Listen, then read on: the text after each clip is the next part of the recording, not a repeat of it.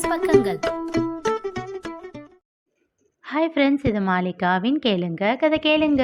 மானஸ் எழுதிய கவிதை நீ வார்த்தைகள் நான். அத்தியாயம் 59. ஷியாமை திட்டிக் கொண்டே நிமிர்ந்த ரிதன்யா அப்பொழுதுதான் கோபி வந்ததை கவனித்தாள். அவனோ இடுப்பில் கையை வைத்து அவளை முறைத்து கொண்டு இருந்தான். இப்போ எதுக்கு இந்த முறைப்பு என்றாள் சிறுசிறுப்போடு. ஒரு அண்ணனா அவன் தங்கச்சி சந்தோஷமா இருக்கணும்னு நினைக்கிறது தப்பா? அதுக்கு அவனை திட்டுவியா நீ? அடேங்கப்பா, உங்க தொம்பியை தான் சொல்லிட்டேன் போங்க. இப்போ என்ன பண்ண போற? உடனே கேட்டா நான் என்ன பண்ண முடியும்? நீங்களும் ஏதாச்சும் யோசிங்க. உங்க மூளை அப்படியே ஃப்ரெஷ்ஷாக தானே இருக்கு. நீதானே எல்லாத்தையும் பிளான் பண்ண, அப்போ இதையும் நீதான் பண்ணணும் என்றவனை முடியும் மட்டும் முறைத்தவள் அருகில் இருந்த தினசரியை எடுத்து அவன் மேல் எறிந்தாள். ஆக்சுவலா பார்த்தா எல்லாத்துக்கும் காரணம் நீங்க தான். சும்மா இருந்தா 2 பேர் மனசுல ஆசையை வளர்த்து விட்டுட்டு இப்போ அதனால எல்லாரும் கஷ்டப்பட்டுக்கிட்டு இருக்கோம். பத்திரகாளியாக மாறி அவனிடம் கத்தினாள். ஆஹா, இது என்ன பயங்கர வயலண்டா இருக்கா? இப்போ இவகிட்ட மாட்டினோம்னா அவ்வளவுதான், நம்மளை கிழிச்சு நாரா தொங்க விட்டுடுவா. டே கோபி, எஸ்கேப் ஆகிடுடா என்று தனக்குள் சொல்லி கொண்டவன், சரி சரி, நான் டீ போட வந்தேன், போய் அந்த வேலையை பார்க்குறேன் என்று அவ்விடம் விட்டு மெல்ல நகர்ந்தான். மாமா, டீ வேணாம், தலை வலிக்குது, காஃபி வேணும் என்று விட்டு சோஃபாவில் சாய்ந்து அமர்ந்து கொண்டாள். சிறு புன்னகையோடு மணக்க மணக்க காஃபி தயாரித்து எடுத்து வந்து அவள் கையில் கொடுத்தான். ஒரு வாய் ருசித்தவள் அதன் சுவையில் தன்னை மறந்து கண்களை மூடிக்கொண்டாள். அருகில் அமர்ந்து தேநீர் குடித்து கொண்டிருந்த கோபியின் கழுத்தை கட்டிக்கொண்டு அவன் கன்னத்தில் அழுத்தமாக முத்தம் வைத்தாள். காஃபி சூப்பரா இருக்கு மாமா என்றாள். அவள் கண்கள் மூடி ரசித்து கொஞ்சம் கொஞ்சமாக பருகி கொண்டிருந்தாள். அதற்குள் அவன் குடித்து முடித்துவிட அவள் காலை எடுத்து மடியில் வைத்து விரலில் சொடுக்கெடுத்தான். அதில் இன்னும் மெய் மறந்தாள் ரிதன்யா. காஃபியை குடித்து முடித்துவிட்டு முன்னே இருந்த டேபிளில் காலி டம்ளரை வைத்தவள் கோபியை அப்படியே சோஃபாவில் தள்ளி அவன் மேலேயே படுத்து கொண்டாள். ஏய், என்னடி பண்ற என்றான் மெல்லிய குரலில். சொல்றேன் என்றவள் அவன் மேலேயே ஊர்ந்து அவன் முகத்துக்கு நேரே தன் முகத்தை கொண்டு வந்தாள். பொம்மு, இப்படியெல்லாம் பண்ணாதடா, மீ பாவம், சவாரிக்கு போக வேண்டாமா என்றான் உள்ளிறங்கிய குரலில். அதெல்லாம் வேண்டாம் என்றவள். மாமா, காஃபியும் டீயும் கலந்த டேஸ்ட் எப்படி இருக்கும்னு தெரியுமா என்றாள் குறும்பாக அவனை பார்த்து. அவனோ மெய்மறந்து அவள் கண்களையே பார்த்து கொண்டு இருக்க மெல்ல அவன் இதழின் மேல் தன் இதழ் கொண்டு மூடினாள். கண்கள் மூடி இருவரும் தங்கள் உலகத்தில் மெய்மறந்து இருக்க ரிதன்யாவின் கைபேசி ஒலித்தது. அதில் தன்னிலை அடைந்து இருவரும் விலகினார்கள். அருகில் இருந்த நாற்காலியின் மேல் அவள் செல்போன் இருக்க அவன் மேல் உரண்டு பிறண்டு எட்டி அதனை எடுத்தாள். என்னடா பண்ற? நான் என்ன மெத்தையா என்றான் பாவமாக முகத்தை வைத்து. எனக்கு அப்படிதான் மாமா, கண்ணடித்து சொல்லிவிட்டு அழைப்பை ஏற்று காதில் வைத்தாள். அதில் வந்த செய்தி கேட்டு அவள் முகம் கடுமையை பூசியது.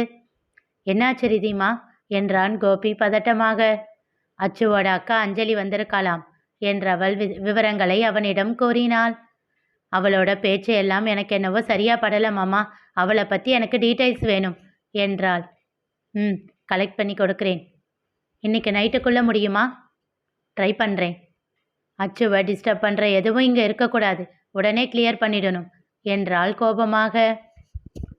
அஸ்வினை பார்த்துவிட்டு அந்த ஹோட்டல் ரூமுக்கு திரும்பிய அஞ்சலி கோபத்தோடு இருந்தாள்.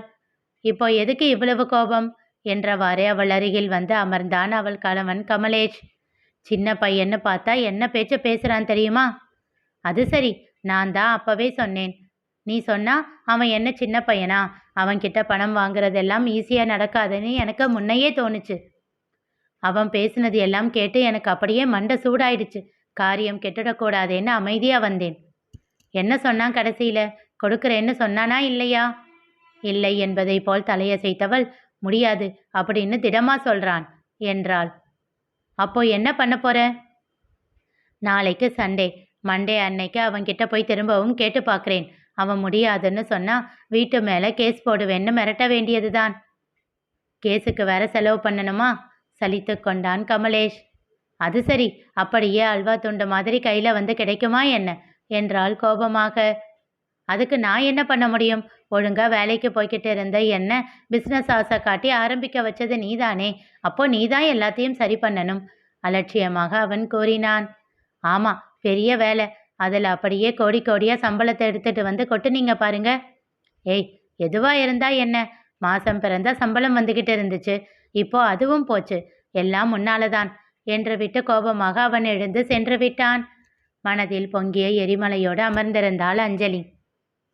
அஸ்வின் ஸ்ருதியை அழைத்தான். புன்னகையோட அழைப்பை ஏற்றவள், என்னடா நார்மல் ஆகிட்டியா என்று கேட்டாள். ஐம் சாரி ஸ்ருதி என்றான். விடுடா, இனி காலம் போற அப்புறம் கேட்டுக்கிட்டே இருக்க வேண்டியதுதான். எப்படியும் உன்னால அவங்கள மறக்க முடிய போறது இல்லை. அவங்க ஞாபகம் வர்றப்போ எல்லாம் நீ மூட் அவுட் ஆக ஆரம்பிச்சிடுவ. நானும் இதை பழகிக்க முயற்சி பண்றேன் என்று சொல்லி சிரித்தாள்.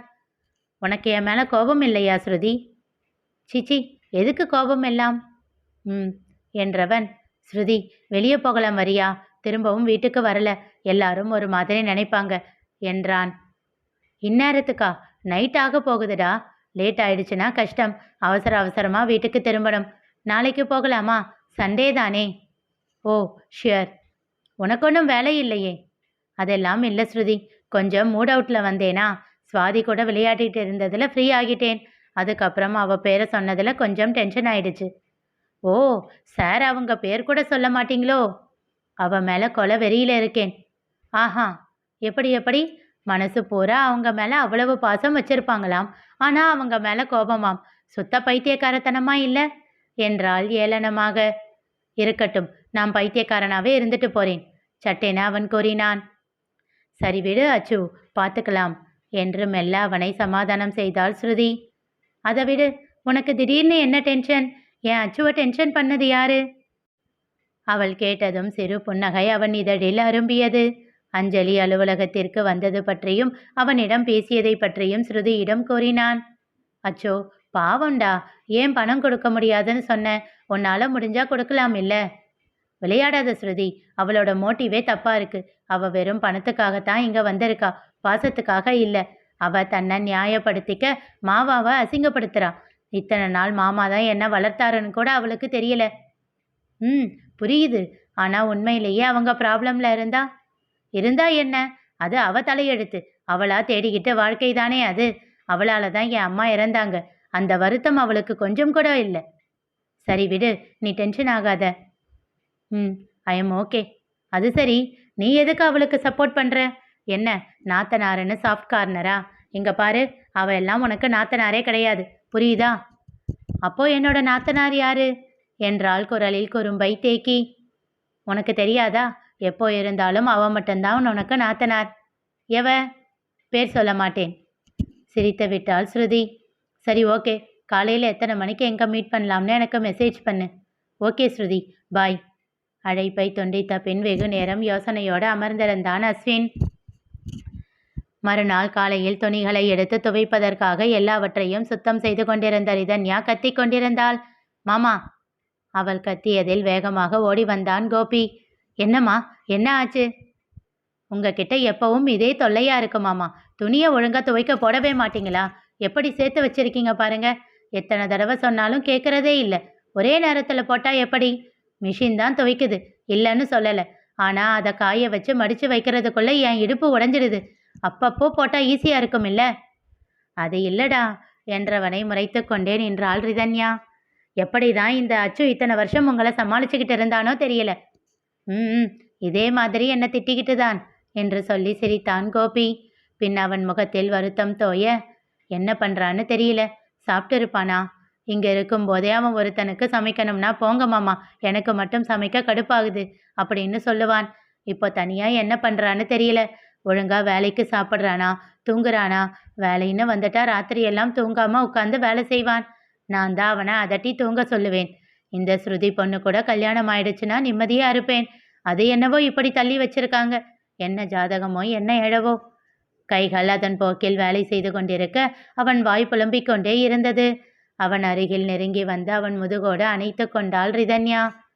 அவன் ஞாபகமாகவே இருக்கு ரிதிமா, தடுத்தடுத்த குரலில் சொல்லும் போதே அவன் விழிகள் 2 சொட்டு நீரை பொழிந்தன. எதுக்கு இப்படி 3 பேரும் கஷ்டப்படணும்? ஷியாம் சொல்றது கரெக்டு தான். இப்படியே இதை விட முடியாது. ஏதாச்சும் பண்ணிதான் ஆகணும். மனதிற்குள் முடிவெடுத்து கொண்டாள் ரிதன்யா. குளித்துவிட்டு தலையின் ஈரத்தை தொண்டால் துவட்டியபடியே வந்த அஸ்வினுக்கு புறையேறியது. தண்ணீர் குடித்தும் எரிச்சல் அடங்காமல் போகவே ஒரு ஸ்பூன் சர்க்கரையை எடுத்து வாயில் போட்டுக்கொண்டான். தன் செல்போனை எடுத்து அந்த போட்டோவை பார்த்தான். அவன், ரிதன்யா, கோபி மூவரும் இருக்கும் அந்த புகைப்படத்தை பார்த்தவன், வீட்டை விட்டு துரத்தி விட்டுட்டு எப்பவும் என்னை பற்றியே நினச்சிக்கிட்டும் பேசிக்கிட்டும் இருப்பீங்களா இடியட்ஸ் என்று கோபமாக இருவர் தலையிலும் கொட்டு வைத்தான். ஸ்ருதியை காண சென்றபோது அந்த ரெஸ்டாரண்டின் வெளியே அவனுக்காக அவள் காத்திருந்தாள். ஏய், ஏன் இங்கே நிற்கிற? உள்ள போய் உட்கார வேண்டியது தானே? ஷ் என்று வாயின் மேல் விரலை வைத்து அவன் கையை பிடித்து இழுத்துச் சென்றாள் ஸ்ருதி. என்ன ஆச்சு? உள்ள ரிதி இருக்காங்க. அவள் கையை உதறியவன், அப்போவா வேற ரெஸ்டாரண்ட் போகலாம் என்றான். அச்சு, அவசரப்படாத, நானும் அப்படித்தான் நினைச்சேன். ஆனா அவங்கள பார்க்க இப்போதான் இன்னொருத்தர் வந்தாங்க என்றாள் தீவிரமாக தன் முகத்தை வைத்து. அஸ்வின் யார் என்பதை போல் அவளை பார்க்க, அவங்களுக்கு உன்னோட ஜாடை கொஞ்சம் இருந்தது அச்சு என்றாள். திகைத்தான் அவன். அஞ்சலி அக்காவா? தெரியல, எனக்கு அப்படிதான் தோணுது. அவங்க எதுக்கு ரிதியை பார்க்க வரணும்? கோபத்தில் பற்களை கடித்தான் அஸ்வின். வேற என்ன, அவ என்கிட்ட கேட்ட பணத்தை இந்த மேடம் செட்டில் பண்ணி அனுப்புவா. இவகிட்ட தான் பணம் கொட்டி கிடக்கே. தானே சம்பாதிச்சு வச்சிருந்தா பணத்தோட அருமை தெரிஞ்சிருக்கும் என்றான் கோபமாக.